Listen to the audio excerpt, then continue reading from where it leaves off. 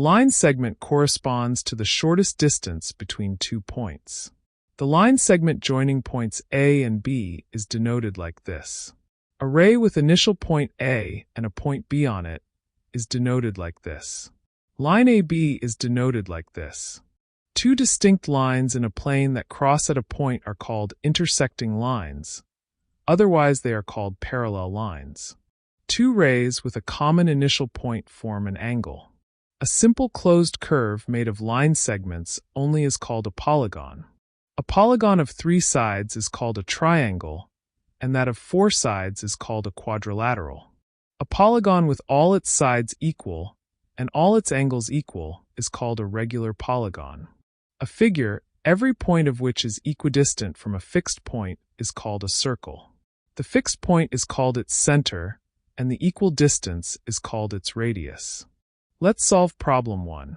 The number of diagonals of a pentagon is which one of these options? Diagonal is line that connects 2 opposite vertices in closed curves. As we can see in the figure, there are total 5 diagonals that connects the vertices in the pentagon shape. So the correct options is option C, that is 5. Problem number 2. The number of diagonals of a triangle is which one of these options? We learned that the diagonal is a line segment that connects 2 opposite vertices in closed curves. Here, in case of triangles, we don't have a vertex on the opposite side of any of the angles. So we can safely say triangles have no diagonals. Let's move on to problem number 3, which is fill in the blank problem. What is the polygon of 6 sides called? A polygon that has 6 sides has a special word in maths. It's called hex. Hence, the polygon with 6 sides is called hexagon. It's time to solve problem number 4. A triangle with all its sides of unequal lengths is which type of a triangle? As you may see, this triangle has 3 different lengths for centimeters, 8 centimeters, and 10 centimeters, which makes it a scalene triangle. Think of it like 3 friends who are all different heights. No 2 friends are the same height, just like no 2 sides of the triangle are the same length. It's a unique shape where all sides stand out with their own special length. So a scalene triangle is a little like a trio of very unique buddies. Let's solve some true or false problems. State whether this statement is true or false. 2 non-parallel line segments will always intersect. Imagine 2 roads that aren't parallel. Just because they're not parallel doesn't mean they'll always cross each other. They might go off in completely different directions and never meet. It's a bit like 2 friends who decide to take different paths in a park. They might end up at different places and never bump into each other. What do you think of this one? Angle of 0 degrees is an acute angle. Actually, no. An angle of 0 degrees is called a zero angle. Acute angles are between 0 degrees and 90 degrees, so a zero angle doesn't fit the bill. It's just there, not too exciting, but definitely different from acute angles. How about this one? All equilateral triangles are isosceles triangles also. True or false? True. An equilateral triangle has all sides equal, making it a special kind of isosceles triangle. Just as an isosceles triangle has at least 2 equal sides, an equilateral triangle takes it up a notch with all 3 sides being the same. It's like how every chocolate chip cookie is a cookie, but not every cookie is a chocolate chip. Alright, let's break this down like a fun puzzle. We have 2 lines, PQ and AB. They're perpendicular, meaning they meet at a right angle, like the corner of a book.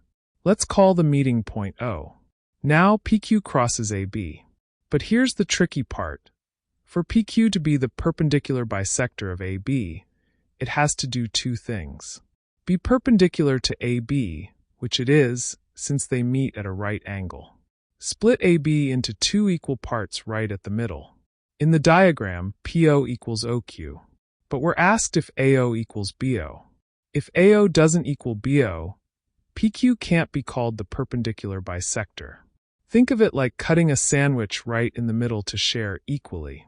If one half is bigger than the other, it's not a fair split. So PQ is definitely perpendicular, but not bisecting AB equally. It's not the perfect middle slice. So let's unpack this one. We've got a quadrilateral ABCD with diagonals AC and BD that intersect at point P, creating right angles. Think of it like a big X drawn from the corners of a rectangle. Since the diagonals are perpendicular, they meet at right angles. Therefore, the four right angles in the figure are angle APD, angle APB, angle BPC, angle CPD. It's just like cutting a big pizza with two slices. You get four right-angled pieces around the center, each slice ready to be gobbled up. Alright, let's simplify this for you. We have this shape ABCD, and we want to know if it's a polygon, and if so, what kind it is. First, a polygon is like a connected shape made of straight lines that close up to form a loop, like a cookie shape. Now look at ABCD. It's a closed shape, no gaps. It's made only of straight lines. So yes, it's a polygon. And since it has four sides, it's specifically called a quadrilateral. Just like a square, but the sides can be all different lengths. Easy peasy, right? This problem is an interesting one. Name the 3D shape formed by the points A, B, C, D, and E in the image. List its vertices, edges, and faces. This 3D shape is a square pyramid. Imagine a pyramid like the ones in Egypt, but with a square base instead of a triangle. Vertices, corners, points A, B, C, D, and E. Edges, side. Lines AB, AC, AD, AE, going from the top to the bottom corners. Lines BC, CD, DE, and EB, forming the square base. Faces, flat surfaces. One square base, BCD. Four triangular sides, ABC, ACD, AD, and AB.